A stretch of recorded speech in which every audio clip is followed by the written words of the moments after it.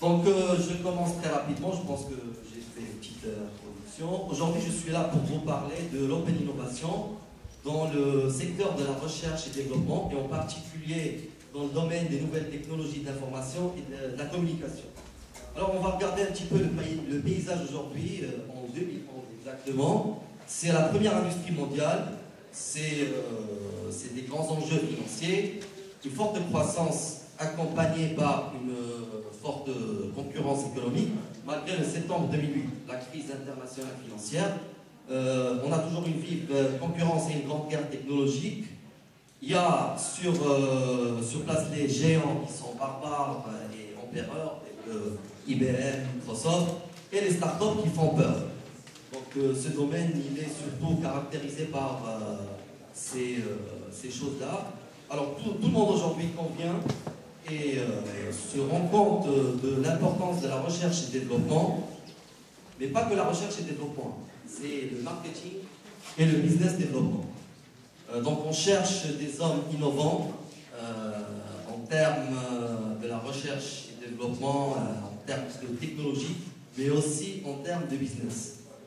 Alors j'ai quelques indicateurs à vous partager. En fin 2010, nous avons enregistré environ 2 milliards d'internautes et plus d'1,5 milliard de PC. En 2010 aussi, plus de 5 milliards d'abonnés mobiles, avec 2,5 milliards de recherches par jour sur Google. Donc ça montre, ces indicateurs montrent l'importance de ce secteur. Aujourd'hui aussi, on a une grande convergence technologique. Et là, on voit les grands acteurs des différents secteurs de l'électronique, l'informatique, les télécommunications et les fournisseurs de contenu, des médias, des jeux vidéo. Donc, vous avez par exemple Intel, NXP dans le domaine de l'électronique, vous avez IBM, HP en informatique, Ericsson, Huawei, les leaders en télécom. Alors aujourd'hui, le paysage, il est surtout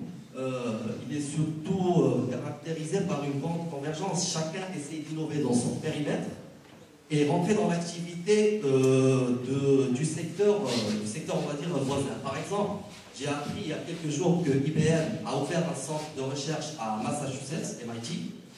Dans 50% de l'activité est dédiée au développement des applications mobiles et du web, ce qui est relativement loin du cœur du métier. Aussi, de la même manière, aujourd'hui, on voit Google d'Android, le téléphone mobile Google. C'est pas un produit dans le web. On entend parler d'un Facebook, d'un produit téléphone mobile de Facebook. Donc aujourd'hui, concrètement, ça se concrétise sur le marché par... alors ça se concrétise sur le marché par des alliances, des acquisitions, des fusions. Aujourd'hui, on assiste à une forte accélération, une forte vitesse, une grande accélération du changement. Alors on est passé de 1945 des premiers calculateurs qui pesaient 30 tonnes et 160 mètres carrés. On est passé encore par des révolutions technologiques, à savoir en 1948 la création du transistor, l'apparition de l'informatique centralisée. Vous avez les grands leaders HP, IBM en 1975 avec les mini-terminaux. C'est relatif en 1975, aujourd'hui on a plus impressionnant que ça. En 1995, Microsoft qui invente le premier OS aujourd'hui dans le monde. On a aussi, aujourd'hui, on assiste à la révolution technologique Internet. On a vu ce matin le Web 2.0 avec notre ami. Google, on vise le grand public. Donc c'est une très forte accélération. On assiste à un grand changement. C'est pas fini. Aujourd'hui, on parle du web sémantique. On parle d'Internet des objets. Donc si quelqu'un vous parle d'Internet des objets, vous avez l'impression qu'il rêve. Mais c'est pas... On va bientôt assister à ça, c'est pas la 5-là, c'est dans 10 ans, 20 ans, 30 ans. Donc, j'aimerais bien vous montrer un exemple. On avait IBM comme leader en 75. Et ce n'est pas IBM qui a créé le premier système d'exploitation mondial. Ce n'est pas non plus Microsoft qui a créé le moteur de recherche le plus puissant dans le monde. Et ce n'est pas non plus Google qui a créé le premier réseau social, Facebook.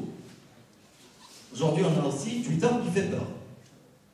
Alors, pour ce qu'il faut surtout regarder, c'est que Microsoft, ce sont des anciens d'IBM. Microsoft aujourd'hui court derrière Yahoo pour le racheter. Donc, et Google a été proposé, on a fait une proposition de rachat à Microsoft, tandis qu'ils avaient refusé. Aujourd'hui, je suppose, ils doivent pleurer, Microsoft. C'est la même chose, Facebook, on voit aujourd'hui Google qui essaie de pénétrer le marché des réseaux sociaux.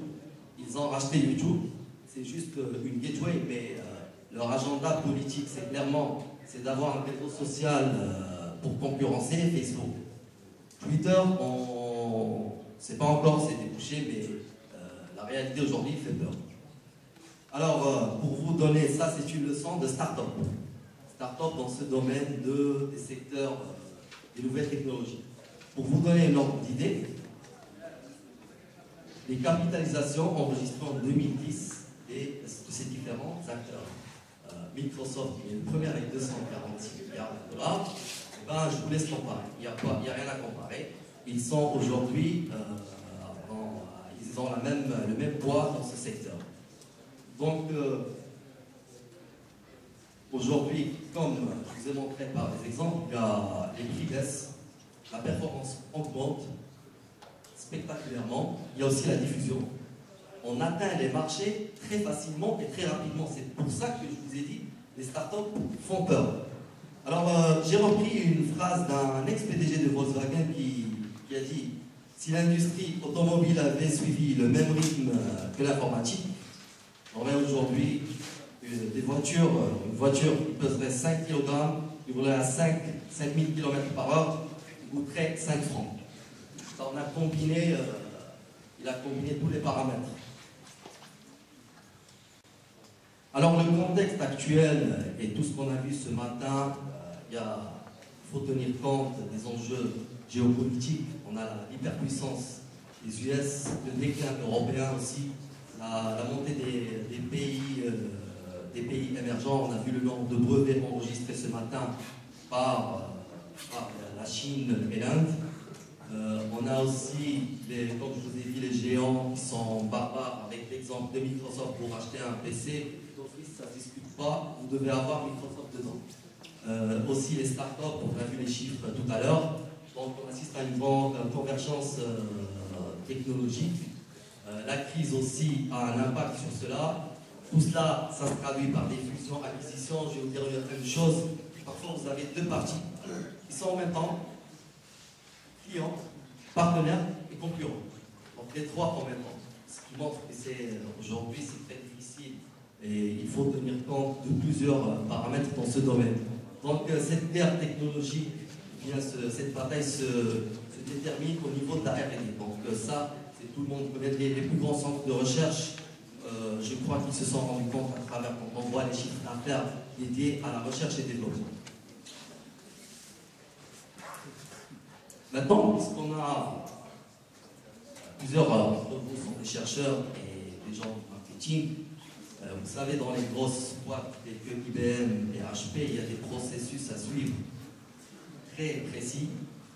Et en termes d'innovation, on a principalement trois champs d'innovation qui sont l'usage, la technologie et le business model. On peut innover dans l'usage sans avoir une technologie révolutionnaire. Par exemple, Facebook. Facebook, il n'y a rien de révolutionnaire en termes des technologies. Le Web 2.0, on le connaît tous, c'est avant Facebook. Donc, on peut innover, trouver. Il y a un courant de chercheurs qui vous dit la technologie aujourd'hui, elle est présente. On a les briques technologiques nécessaires, il y a l'open source, il y a les bases de données, les langages de programmation, l'infrastructure télécom, on a le haut débit. Ce qu'il faut, c'est trouver l'idée magique pour écraser les autres. C'est ce qu'a fait notre ami de Facebook. En termes de technologie, il y a un autre courant de chercheurs qui vous dit non, moi j'ai besoin d'une technologie révolutionnaire pour écraser les autres et être très avancé par rapport à mes concurrents. C'est exactement le cas de Google. C'est une vraie révolution technologique. Aujourd'hui, Google, je dirais entre guillemets, est imbattable dans son domaine. Et alors, enfin pour terminer, on peut innover dans le business model, comme on a vu dans l'open source. C'est un exemple, c'est un bon exemple d'innovation dans le business model. Je vous dis, vous ne payez rien, mais derrière, ça génère des revenus. N'est-ce pas? C'est très ne travaille pas gratuitement. Ça, il n'y a aucune société qui travaille gratuitement. Donc il y a aussi le business model, par exemple, de Apple. Quand vous voyez Steve Jobs présenté dans le web, vous dites le gars il est sympa et tout, mais contrairement, quand il est devant les PDG des opérateurs, je ne crois pas qu'ils les aiment comme nous. Donc ça, c'est les champs principaux de la recherche, ou bien qui donnent naissance à un produit innovant en termes de recherche. Ce que j'ai fait, ce que nous avons devant nous, c'est un schéma pour illustrer le trajet ou les étapes d'un produit issu de la recherche en termes d'innovation. On peut dire que la recherche et développement est séparée en deux phases. Une phase de recherche où on cherche l'idée, on détermine ce qu'on veut. Et là, le champ, il est très vague et on peut rêver comme on veut. Et on utilise des sciences, des technologies, et tous les moyens qui nous sont à notre disposition. Après, pour que notre produit aboutisse, il ne faut pas qu'il sorte du corps, ce que j'ai schématisé ici.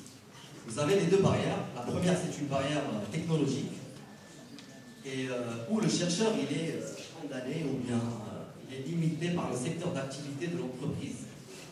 Par exemple, si vous êtes une entreprise principalement, vous fournissez des solutions de gestion des ressources humaines, vous devez trouver un produit qui va dans le secteur.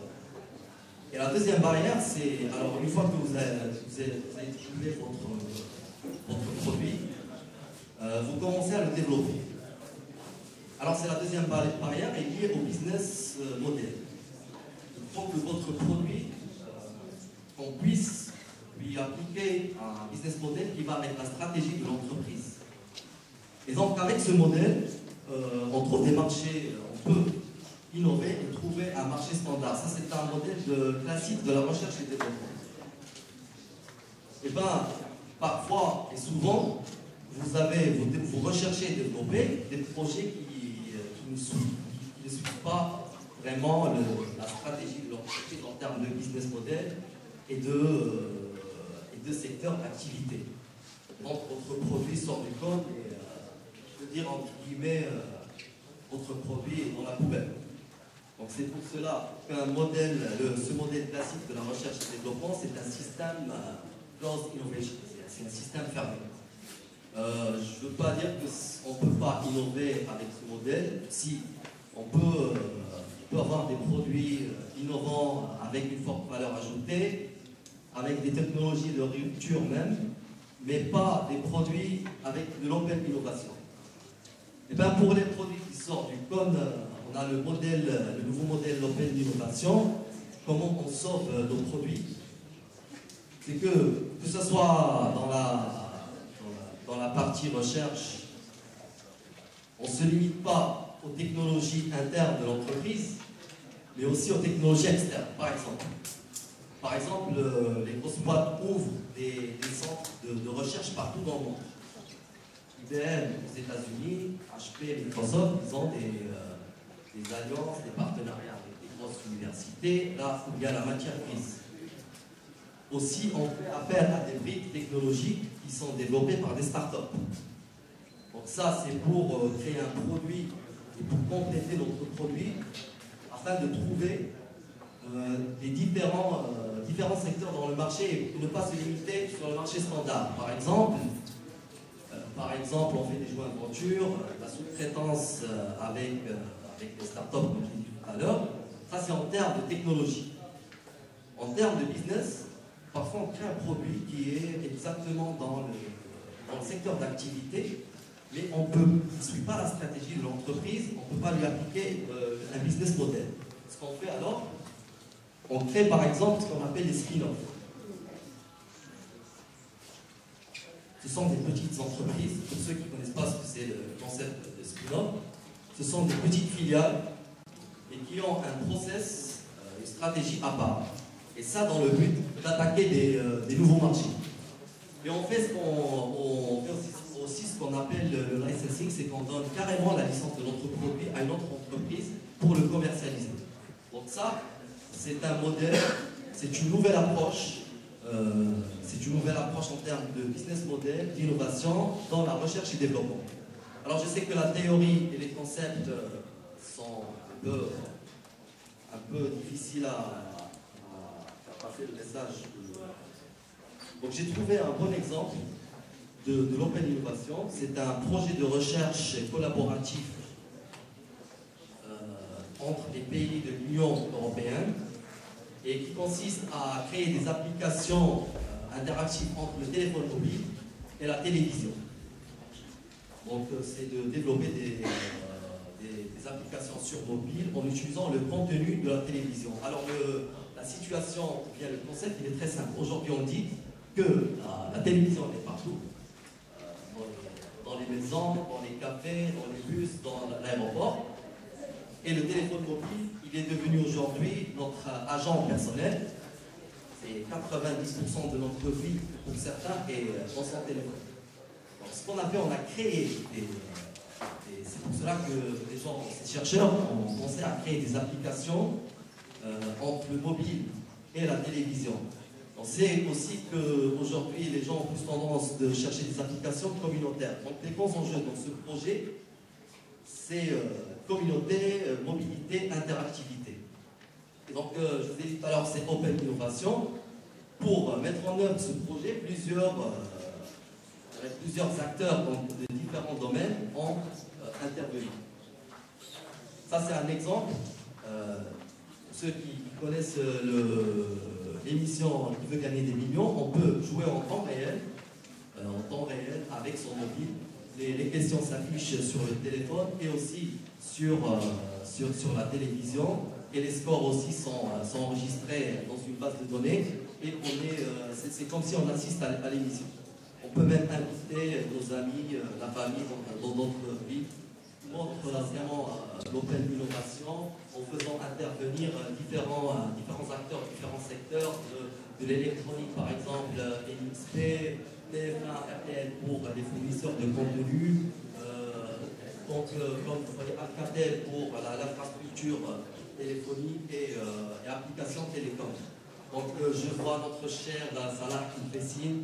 Il ne me reste plus qu'à vous remercier pour votre attention et un grand merci.